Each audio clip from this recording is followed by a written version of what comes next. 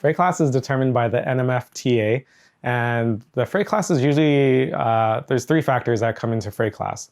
One is the density of the freight, so DIMS and weight.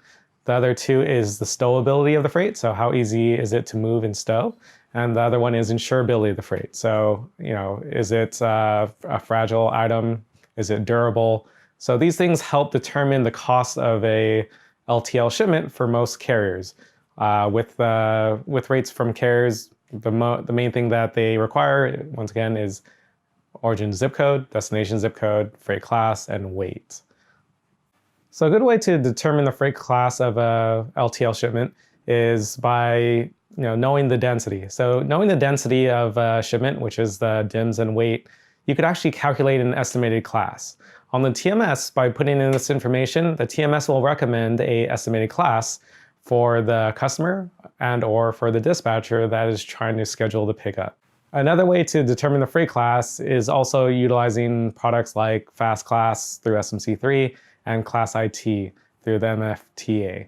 So by looking up these products on those programs, you could see what freight class and what NMFC numbers are linked to certain commodities that your customer is shipping.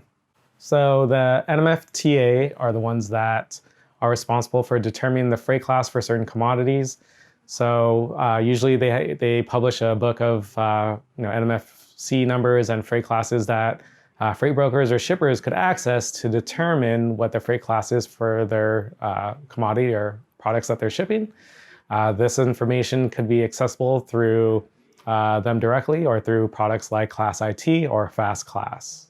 So identifying freight class is important because it determines what your rate is with your LTL carrier.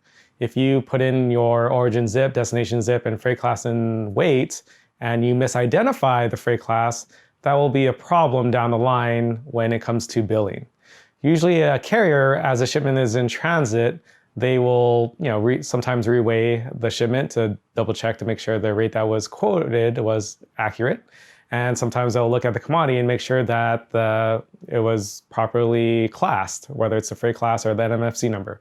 And if it is not properly classed or the NMFC number wasn't put in correctly, the carrier will send a weight and inspection certificate, and usually it'll come with a new bill. So sometimes the bill will come with a reclass, which means if you say the shipment is a class 50, but the carrier has determined it to be a 77.5, they will send you a weight and inspection certificate and a new bill.